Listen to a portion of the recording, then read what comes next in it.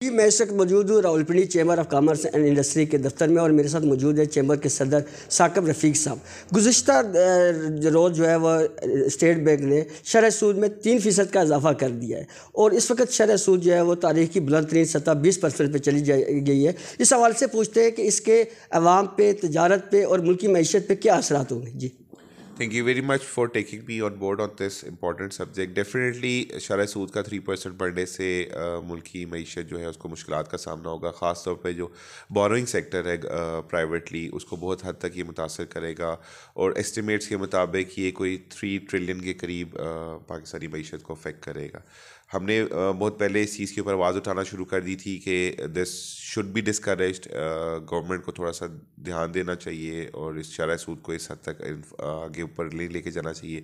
But उसके बावजूद जो ऑलरेडी अभी 1% पहले बढ़ाया और 3% अभी बढ़ाया हुआ, तो बिज़नेस कम्युनिटी बहुत तशवीशनाक सूरत हाल से ऑलरेडी गुजरी है। कल से मैं सब लोगों से जो भी कम्युनिकेशन कर रहा हूँ तो लोग खुश नहीं हैं। The business sector is very much disappointed और इस वक्त समझ नहीं आ रही कि फ्यूचर प्लानिंग या फ्यूचर जो इन्वेस्टमेंट्स है वो किस तरह से किए जाएँ और बिज़नेस को आगे किस तरह से लेके चला जाए।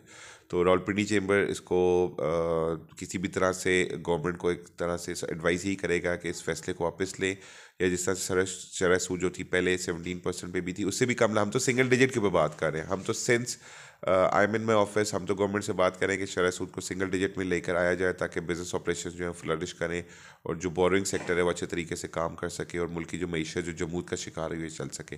बट अनफॉर्चुनेटली ऐसा हुआ नहीं अभी तक। डॉलर की जो उड़ान है वो बहुत तेज़ी से और जारी है और 285 तक डॉलर जो है पहुंच गया है। इसकी उड़ान जो है वो रुक नहीं रही। इसके आप क्या समझते हैं कि क्या वजह है और इसकी अगर इसी तरह डॉलर बढ़ता रहा तो उसके हमारी मईशत पे क्या असरात होंगे?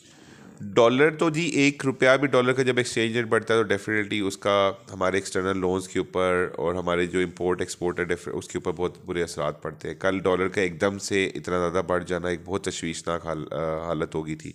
मुझे जब ये ब्रेकिंग न्यूज़ मिली मैं बैठा हुआ सुन रहा था तो मुझे उन एक्सपोर्ट और इम्पोर्ट के मसाइल का मुझे ऑलरेडी पता है कि जो लोग रॉ मटीरियल इम्पोर्ट कर रहे हैं, जिन लोगों के ऑर्डर्स रास्ते में हैं, उनको किस हद तक मुश्किलात का सामना होगा अब अपनी चीज़ को मार्केट के अंदर सेल करने का है।